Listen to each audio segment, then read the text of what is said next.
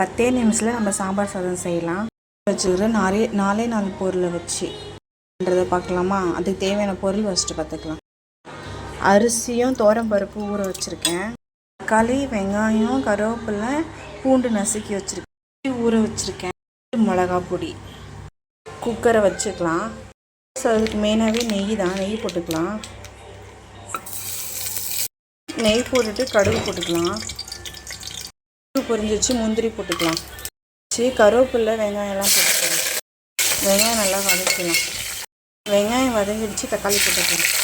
ஸ்டேஜில் உப்பு போட்டுக்கலாம். தூள் போட்டுக்கலாம். நல்லா வதங்கிடுச்சு சாம்பார் தூள் போட்டுக்கலாம். அரிசியும் பருப்பும் போட்டுக்கலாம். தண்ணியெலாம் ஊற்றியாச்சு. கொதி வந்தோடனே நம்ம புளி கரைச்சி ஊற்றிடலாம். பெருங்காயம் போட மறந்துட்டு பெருங்காயம் போட்டுக்கலாம். ஊற்றிக்கலாம். கொத்தமல்லி போட்டுக்கலாம். நம்ம சாம்பார் சாதம் எப்படி இருக்குன்னு பார்க்கலாம். நம்ம சாம்பார் சாதம் நெய் சாம்பார் சாதம் ரெடி ஆகிடுச்சு. நம்ம சாப்பிட்லாம் வாங்க. தூரி விட்டுறலாம். அப்பளம்